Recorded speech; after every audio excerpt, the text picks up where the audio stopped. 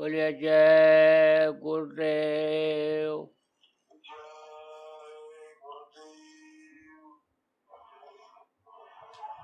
गुरु महाराज की दया मेहर से अपने लोगों को इस समय पर जब चारों तरफ कोरोना रोग फैला हुआ है, बीमारी फैली हुई है, बहुत से लोग न चाहते हुए भी शरीर को छोड़ करके इस काल भगवान के देश से जा रहे हैं। इस समय किसी का कोई भरोसा नहीं, कोई ठिकाना नहीं कब किसको बीमारी लग जाए और बहुत ही अल्प समय में दुनिया से चला जाए। ऐसे समय में दया से ही अपने लोग एक दूसरे को देख रहे हैं और एक दूसरे को सुन रहे हैं। इसमें बहुत बड़ी दया आप सब लोगों को मानना चाहिए। देखो प्रेमियों, गुरु पूजा में सबकी पूजा, गुरु समान कोई देव न दूजा। गुरु से सब कुछ हुआ करते हैं और अपने लोग तो गुरु मत के हैं, अपने लोग तो संत मत के हैं और गुरु मत को बढ़ाने वाले हैं, गुरु मत को समझाने वाले हैं।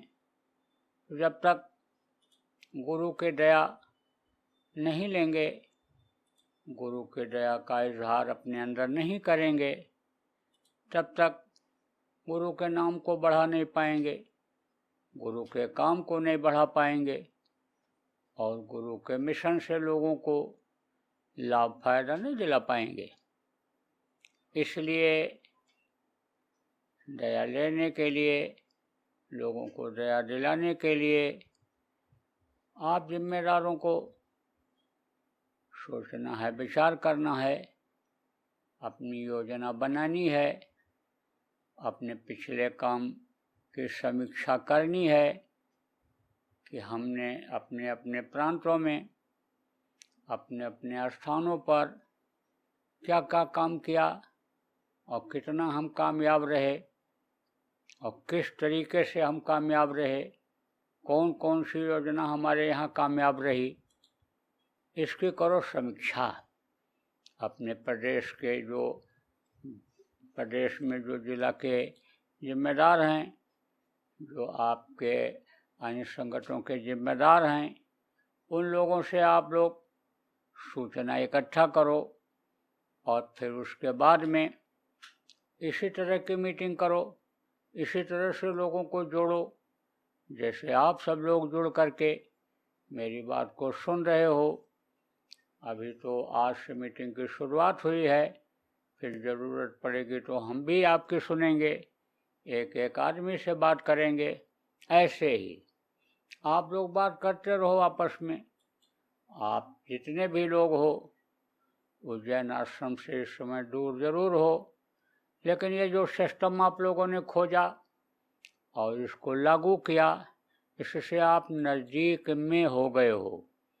तो आपको ये समझना चाहिए कि इस समय पर, समझ लो हम उज्जैन आश्रम में ही हैं और उज्जैन आश्रम में एक दूसरे से जैसे मिलते जुलते थे, जैसे गोष्ठी मीटिंग करते थे, इसी तरह से हम करते रहें। आप घर में रहते हुए भी समझो कि हम घर से बाहर हैं, जैसे गुरु पूर्णिमा में जाते थे, समय लगता था, ऐसे ही अपने को मान करके चलो। हम ये नहीं कहते हैं घर का काम न देख लो, लेकिन घर का जो फंसाव है 4-6 दिन के लिए, जैसे आप गुरु पूर्णिमा में आते थे सब कुछ छोड़ करके, उसी तरह से उसको थोड़ा सा तवज्जो कम दो, थोड़ा भूलो और आप अपनी योजना बनाओ। और आपने जो योजना लागू किया, कितनी कामयाबी मिली, क्या मिला, कौन सा तरीका अपनाया, आपस में इस तरह की सब लोग आप बात करो और फिर हमको भी बताओ। यहाँ भी एक आदमी को हमारे जोड़ लो और वो हमको बताएंगे और फिर हमारे समझ में आएगा तो फिर हम भी आपको कुछ बताएंगे। देखो प्रेमियों, अब समय ऐसा आ गया है कि गुरु के नाम को, काम को आपको लोगों तक पहुंचाने में आसानी हो जाएगी। जो मेहनत पहले करते थे वो मेहनत अब नहीं करनी पड़ेगी। पहले ज़्यादा मेहनत करते थे और आपको मजदूरी कम मिलती थी, आपको उसका यानी जो रिस्पांस था कम मिलता था, यानी फ़ायदा कम दिखाई पड़ता था। कभी कभी आप निराश भी हो जाते थे, लेकिन अब निराशा नज़र नहीं आएगी। अब आप थोड़ी मेहनत करोगे और उसकी मजदूरी, उसका फल आपको ज़्यादा दिखाई पड़ेगा, कामयाबी ज़्यादा दिखाई पड़ेगी। तो अब इस समय पर चूकने की ज़रूरत नहीं है। और आप इसमें कुछ लोग ऐसे भी हो कि जिनकी उम्र काफ़ी हो गई है, अब आप फिर समझो इस समय जवानों का कोई ठिकाना नहीं रह गया। घर की ड्योढ़ी को, मकान को प्रणाम करके आदमी गया, अस्पताल में भर्ती हुआ, लौट कर नहीं आया। उम्मीद नहीं थी कि हम अब नहीं आएंगे। आप समझो जिनको उम्मीद नहीं थी, लौट करके भी आ गए। तो आप ये समझो कि यह अन्य दुनिया में जो भी खेल हो रहा है, ये खेल जिसने दुनिया बनाया उसी का हो रहा है। तो उसको भी समझना और आप मालिक को भी समझना, लोगों को समझना और अपने को भी समझना, ये सब तरीका गुरु महाराज ने बता दिया है। अब उस तरीके को आप अपना लो और आप जो पुराने लोग हो, नए लोगों को अपना तरीका और अनुभव बताओ, इनको समझाओ। खुद नहीं कर सकते हो तो इनसे कराओ। आपका दिल और दिमाग और आपकी जो आपका अनुभव है वो इस काम में लगे तो ज़रूरत इस समय हर तरह के लोगों की है, दिल दिमाग वालों की है, मेहनत करने वालों की भी है, आप ये समझो चल फिर लेने वालों की है, और बैठ करके एनिमेशन को आगे बढ़ाने में चिंता करने वालों की भी है। तो सब लोग जुड़ो और सब लोगों को जोड़ो।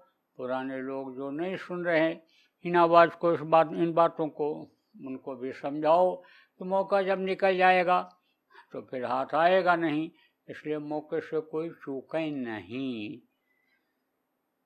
तो बोलो जय गुरुदेव। देखो ब्रह्मियों, आप सब लोग इसी तरह से वीडियो कॉन्फ्रेंसिंग से मीटिंग रोज करो।